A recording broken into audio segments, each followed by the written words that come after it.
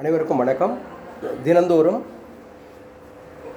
நடப்பு நிகழ்வுகள் அப்படிங்கிறத நம்ம தொடர்ந்து பார்த்துட்டு வரோம். அந்த அடிப்படையில் இன்றைக்கி ஆகஸ்ட்டு 12 அப்படிங்கிறதுல போட்டித் தேர்வுகளுக்கு தேவையான முக்கியமான நடப்பு நிகழ்வுகள் அப்படிங்கிறத நம்ம டிஸ்கஸ் பண்ணிட்டு வரலாம்.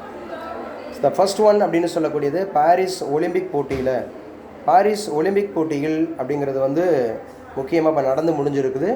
ஸோ நடந்து முடிஞ்சிருக்கக்கூடிய இந்த பாரிஸ் ஒலிம்பிக் போட்டியில் இந்தியாவுக்கான 5வது வெண்கலப் பதக்கத்தை பெற்றுத்தந்தவர் யார் அப்படின்னு கேட்டால் அமன்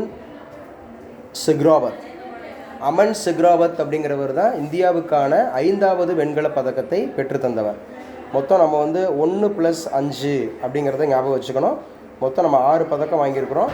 அதில் 1 வெள்ளி பதக்கம் நீரஜ் சோப்ரா வாங்கி கொடுத்தாரு. 5 பதக்கங்கள் அப்படிங்கிறவங்க வெண்கல பதக்கம் வாங்கி கொடுத்துருக்காங்க. டோட்டலாக 6 பதக்கங்கள் வாங்கி இந்தியா 71வது இடத்துல. ஸோ மொத்தத்தில் 71வது இடத்துல இருக்குது. முதலிடத்தில் அமெரிக்கா, 2வது இடத்துல சீனா. ஸோ பாரிஸ் ஒலிம்பிக் 2024 அமன் சிக்ராவத் எந்த போட்டியில் இந்தியாவுக்கான வெண்கல பதக்கத்தை பெற்றுத்தந்தார் அப்படின்னா ஆடவருக்கான மல்யுத்தம்.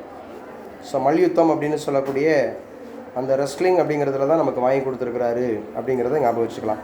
அதே மாதிரி அமன் சிக்ராவத் எந்த மாநிலத்தை சேர்ந்தவர் அப்படின்னு கேட்டால் ஹரியானா மாநிலத்தை சார்ந்தவர். ஸோ ஒலிம்பிக் பதம் என்ற இளம் இந்தியர் என்ற சாதனை படைத்த 2வது வீரர் அப்படிங்கிறவர் அமன் சிக்ராவத். ஸோ 21 வயது தான் ஆகுது. அவர் நமக்கு வெண்கல பதக்கம் வாங்கி கொடுத்துருக்கிறார். அதே மாதிரி ஒலிம்பிக் பதக்கம் என்ற இளம் இந்தியர் என்ற சாதனை படைத்த முதல் வீராங்கனை யார் அப்படின்னு கேட்டால் PV சிந்து. பேட்மிண்டன் 21 வயது 21 நாட்கள். ஸோ அமன் சிக்ராவத் அப்படிங்கிறது 21 வயது 24 நாட்கள் அப்படிங்கிறத நம்ம பார்க்குறோம். பாரிஸ் ஒலிம்பிக் 2024 நிறைவு விழாவில் இந்திய அணிக்கான தேசிய கொடியை ஏந்தி சென்றவர் யார் அப்படின்னு கேட்டால் ஸோ நமக்கு முதல் 2 பதக்கங்களை வாங்கி கொடுத்த மனு பாக்கர் அப்படிங்கிறவங்களும் ஸோ ரைஃபிள் ஷூட்டிங், ஜிரிஜேஷ் அப்படிங்கிறது ஹாக்கி, இவங்க 2 பேரும் தான் ஸோ நமக்கு அதை எடுத்துகிட்டு போனாங்க. பாரிஸ் ஒலிம்பிக் 2024 பதக்கப்பட்டியலில் முதல் 3 இடங்களை பெற்ற நாடுகளின் பெயர் அப்படின்னு பார்த்தா அமெரிக்கா டோட்டலாக 126, சீனா டோட்டலாக 91, ஜப்பான் டோட்டலாக 45. ஸோ தங்கம் 40, வெள்ளி 44, வெண்கலம் 42 அமெரிக்கா பொறுத்தவரை. சீனா தங்கம் அப்படிங்கிறது 40, வெள்ளி 27, வெண்கலம் 24. ஜப்பான் 20 தங்கம், வெள்ளி 12, ஸோ வெண்கலம் 13. ஸோ டோட்டலாக அந்த மாதிரி இருக்குது. ஸோ அதுக்கப்புறம் நம்ம பார்க்க இருக்கிறது பாரிஸ் ஒலிம்பிக் 2024 5 பதக்கங்கள் பெற்ற 5 நீச்சல் வீரர்களை கூறு.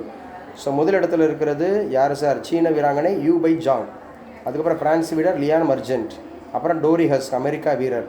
இதே மாதிரி முடி கலாக்கள் அமெரிக்க வீரர் ரீகன் ஸ்மித். இவங்க எல்லாருமே இண்டிவிஜுவலாகவே 5 தங்கப்பதக்கம் வாங்கியிருக்காங்க. பாரிஸ் ஒலிம்பிக் 2024 4 பதக்கங்கள் 9 பேர் எந்த பிரிவில் பெற்றுள்ளனர்னா ஜிம்னாஸ்டிக்கில் வாங்கியிருக்கிறாங்க. ஸோ பாரிஸ் ஒலிம்பிக்கில் 2024 இந்திய பதக்கப்பட்டியலில் எத்தனையாவது இடம் பெற்றுள்ளதுன்னா 71வது இடம். 1 வெள்ளி 5 வெண்கலம்ங்கிற அடிப்படையில். பாரிஸ் பாரா ஒலிம்பிக் 2024 எங்கு நடக்க உள்ளதுன்னா ஆகஸ்ட் 28 முதல் செப்டம்பர் 8 வரை. பாரா ஒலிம்பிக்கில் 2 முறை பதக்கம் என்ற தமிழக வீரர் யாருன்னு கேட்டால் மாரியப்பன் தங்கவேலு அப்படிங்கிறது ஹை ஜம்பில், அத்லெட்டிக்ஸில் ஹை ஜம்பில். பாரா ஒலிம்பிக்கில் மாரியப்பன் தங்கவேலு எந்த விளையாட்டுடன் என்றானா உயரம் தாண்டுதல் அப்படிங்கிறத ஞாபகம் வச்சுக்கலாம். உயரம் தாண்டுதல் அப்படிங்கிறது. ஸோ பாரா ஒலிம்பிக்கில் மாரியப்பன் தங்கவேலு வெற்றி பற்றி கூறு அப்படின்னு கேட்டால் 2016 ரியோ டி ஜெனிரோ ஒலிம்பிக்கில் தங்கம். அதே மாதிரி 2020 டோக்கியோ பாரா ஒலிம்பிக்கில் வெளியில் தங்கம் அப்படிங்கிறத ஞாபகம் வச்சுக்கணும். ஸோ பாரா ஒலிம்பிக் தொடர்ச்சியாக 3 முறை பதக்கம் என்ற ஒரே இந்திய வீரர் யார் அப்படின்னு கேட்டால் தேவேந்திர சஜாரியா. அப்போ தேவேந்திர சஜாரியா எந்த மாநிலத்தை சார்ந்தவர்னா ராஜஸ்தான். தேவேந்திர சஜாரியா அப்படிங்கிறவர் எந்த விளையாட்டோடு தொடர்புடையவர் அப்படின்னு கேட்டால் ஜாவ்லின் த்ரோ அப்படிங்கிற ஈட்டி எறிதல் அப்படிங்கிறத ஞாபகம் வச்சுக்கலாம். பாரா ஒலிம்பிக்கில் தேவேந்திர சஜாரியா பெற்ற பதக்கங்களை பற்றி கூறுனா 2012 லண்டனில் தங்கம், 2016 ஸோ ரியோ டி ஜெனிரோ அப்படிங்கிறதுல தங்கம், 2020 டோக்கியோவில் வெள்ளி அப்படிங்கிறத 3 பதக்கங்களில் வாங்கியிருக்கிறாரு தேவேந்திர சஜாரியா. சுதந்திர இந்தியாவின் முதல் விவசாயத்துறை அமைச்சர் யார் அப்படின்னு கேட்டால் டாக்டர் ராஜேந்திர பிரசாத். தற்போதைய மத்திய விவசாயத்துறை அமைச்சர் central minister for agriculture Shivraj Singh Chouhan. FAO food and agricultural organisation where it is லொக்கேட்டட்னு கேட்டால் இட்டாலியில் ரோம் அப்படிங்கிற ஊரில் தான் இருக்குது.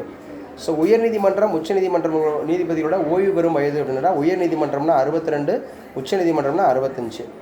800 கோடியே 75 லட்சம் மதிப்பில் புதிய மாநகராட்சிகள் உருவாக்கம். புதிய மாநகராட்சிகள் 4 உருவாகுது. அதில் புதுக்கோட்டை, காரைக்குடி, அதுக்கப்புறம் திருவண்ணாமலை, நாமக்கல் அப்படிங்கிறத ஞாபகம் வச்சுக்கணும். இந்தியாவில் தோன்றிய முதல் மாநகராட்சி எதுன்னு கேட்டால் 1687 மதராஸ். டிசம்பர் 7ங்கிறது கொடிநாள் அப்படிங்கிறது. உலக நீரிழிவு நோய் அப்படின்னு சொல்லக்கூடிய சர்க்கரை நோயால் பாதிக்கப்பட்டிருக்கிறவங்க இந்தியாவில் மட்டும் 7.7 கோடி மக்கள் அப்படின்னு சொல்கிறாங்க.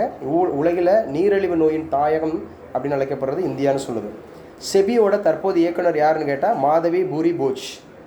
4.5 கோடி உதவித்தொகை தமிழர்களுக்கு உயர்கல்வி பயிலும் பிற்படுத்தப்பட்ட மாணவர்களுக்கு வழங்கப்பட்டிருக்கிறதாக தமிழக அரசு அறிவிச்சிருக்கிறாங்க.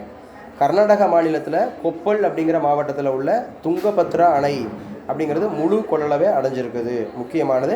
இதனால் பயனடையக்கூடிய மாநிலங்கள் கர்நாடகா, தெலுங்கானா, ஆந்திர பிரதேஷ். துங்கபத்ரா அப்படிங்கிறத ஞாபகம் வச்சுக்கலாம். ஜம்மு காஷ்மீர் மாநிலத்தின் லெப்டினன்ட் கவர்னர் யார் அப்படின்னு கேட்டால் மனோஜ் சின்ஹா தான் லெப்டினன்ட் கவர்னர். அப்போ சமீபத்தில் இயற்கை எய்திய முன்னாள் வெளியுறவுத்துறை அமைச்சர் யார்? நட்வர் சிங் 93 வயசு. ஒலிம்பிக் ஆர்டர் விருது பெற்றவர் அபினவ் பிந்த்ரா 41 வயசு வாங்கியிருக்கிறாரு. பங்களாதேஷனுடைய புதிய தலைமை நீதிபதி யார் அப்படின்னு கேட்டால் சையது ரெபாக். இது எல்லாமே இன்றைக்கி நடந்த மிக முக்கியமான கரண்ட் அஃபேர்ஸ். இது இங்கிலீஷ்லேயும் கீழே இங்கிலீஷ் வெர்ஷன்லேயும் இருக்குது. நல்லா படிச்சுங்க. இது போன்ற தகவல்கள் தொடர்ச்சியாக உங்களுக்கு வேணும். ஒரு போட்டித் தேர்வில் ஜெயிக்கிறதுக்கு தென்றலை ஈஸ் உங்களுக்கு ஹைஃபை அந்த மாதிரி சப்போர்ட்டிவாக இருக்கும். இதை பற்றி வேணும் அப்படின்னு சொன்னால் தென்றலை ஈஸ் அகாடமியோட நம்முடைய டெலகிராம் சேனலில் இணையுங்க. இப்போ நமக்கு குரூப் 2 அப்படிங்கிறது